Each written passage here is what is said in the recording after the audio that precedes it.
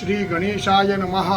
आपण अष्टविनायकाचं चरित्र ऐकत असताना मागे आपण मोरगाव गणपतीचं चरित्र ऐकलं, सिद्धटेक गणपतीचं चरित्र ऐकलं.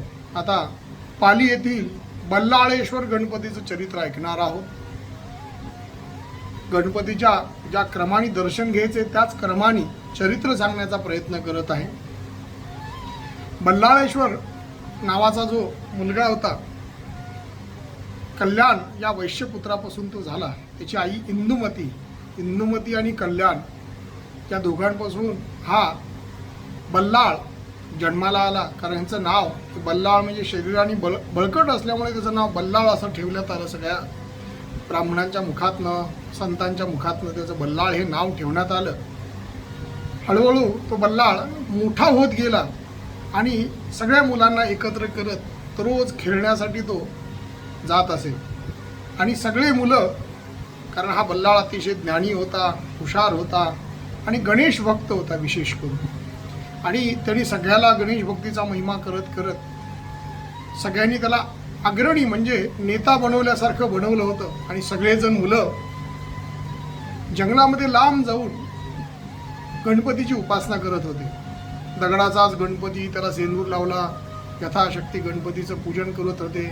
मंडप केला, गणपतीला तोरण, जे काही वनातील फुलं वगैरे आणून यथाशक्ती दररोज ह्या मुलांचं खेळण्यात दुसरं खेळ नव्हताच.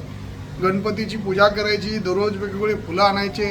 त्यांची भूक ताण सगळं विसरून गेलं, कारण गणेशमय हे सगळे मुलं झाली होती. असे खूप दिवस गेल्यानंतर, कारण हे मुलं घरी येत नव्हते, लवकर येत नव्हते, जेवायला जेवत नव्हते. सगळ्या मुलांच्या आईवडिलांना चिंता लागली की हा बल्लाळ जो आहे हा सगळ्यांचा नेता बनलाय, हा सगळ्यांचा नेता बनलाय आणि आमच्या मुलांना बिघडून टाकतोय. हा काही स्वतःही जेवण करत नाही, दुसऱ्याला जेवू देत नाही आणि खेळामध्येच रममान झालेत. असं म्हणून सगळेजण, ज्या बाकीच्या मुलांचे आईवडील, सगळे जे बल्लाळचे वडील आहेत म्हणजे कल्याण वैश्य, त्याच्याकडे गेले आणि त्याला सांगितलं की तुमचा मुलगा जो आहे आमच्या मुलांना बिघडवून टाकतोय, तो जंगलामध्ये घेऊन जातोय, त्यांना काही खाणं पिण्याचं विसरून गेलाय. आणि असाच जर तुमचा मुलगा आमच्या मुलांना बिघडवत असेल तर मात्र तुम्हाला ह्या गावातनं आम्ही बाहेर काढू. असं सगळ्या गावातल्या मंडळींनी येऊन बल्लाळाचे वडील जे आहेत कल्याण याला सांगितलं. तो कल्याण अतिशय क्रोधाविष्ट होऊन एक मोठा दांडा घेतला, लाकडाचा दांडा घेऊन तो त्या जिथे बल्लाळांनी जिथे गणपतीचं मंदिर बनवले, साध्या दगडाचं सगळ्यांनी मिळून बनवले, त्या ठिकाणी गेला आणि सगळ्याला मारत होता. सगळे मुलं पळून घाबरून गेले. मात्र बल्लाळ मात्र गणपतीची उपासना करत होता. आणि त्या कल्याणने म्हणजे बल्लाळच्या वडिलांनी ते सगळं मंदिर उद्ध्वस्त केलं. गणपती ज्यांनी शेंदूर लावला तो गणपती उचलून फेकून दिला, सगळं उद्ध्वस्त केलं आणि त्या बल्लाळाला खूप मारलं, रक्तबंबाळ केलं.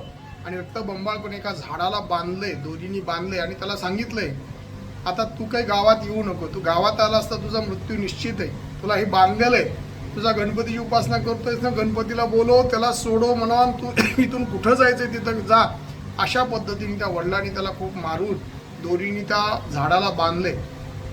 बल्लाळ मात्र, कारण गणपतीमध्ये अतिशय दृढ भक्ती असलेली बल्लाळ गणपतीची तिथे आराधना करतायत, गणपतीला सांगतायत हेच तुझ्या भक्तीचं फळ आहे का, तो ह्याच म्हणजे आत्तापर्यंत सगळ्या वेदांनी तुझी स्तुती केलेली आहे, सगळ्या ब्रह्मदेवानी स्तुती केली आहे, विष्णूंनी स्तुती केली आहे, सगळ्यांनी तुझी स्तुती केली आहे, तू विघ्न हरता आहेस, विघ्न करता कसं काय बनला. अशा पद्धतीने गणपतीची स्तुती करू लागले आणि गणपतीची प्रार्थना करत करत वडिलांनाच शाप दिलाय.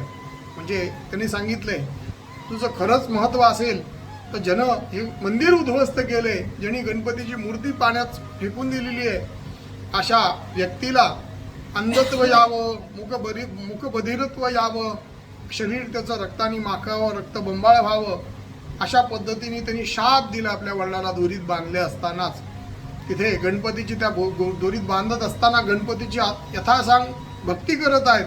गणपतीची भक्ती करत असताना गणपती एका वेगळं रूप घेऊन बल्लाळाच्या समोर आले आणि बल्लाळाला सांगतायत तुझी अशी दशा करणे. बल्लाळाने लगेच ओळखले हेच गणपती आहेत आणि तिथेच गणपतीने त्यांच्या मायेने त्या सगळं त्याची जी दोरी बांधलेली होती ती सगळी सोडली आणि बल्लाळ गणपतीला दंडवत घालतायत आणि सांगतायत आज तुम्ही आहात ज्यांनी ह्या मंदिराचं उद्ध्वस्त केले, तुमची मूर्ती ज्यांनी पाण्यात सोडली, मी जे शाप दिलाय तो खरा व्हावा आणि इथे मात्र मंदिर व्हावं, अशा पद्धतीने जेव्हा त्या बल्लाळांनी सांगितल्यानंतर गणपतीने तथास्तु म्हटले आणि ते पल्ली नाव, जिथे पल्ली गाव होतं, त्या पल्ली नावाच्या गावामध्ये ह्या परिसरात माझ्या अगोदर तुझं नाव घेतलं जाईल आणि बल्लाळेश्वर गणपती, बल्लाळेश्वर असं तुझं नाव पहिले घेतील आणि नंतर माझं नाव घेतील, असं गणपतीने त्या बल्लाळेश्वरला सांगितलं आणि तिथे वरदान दिले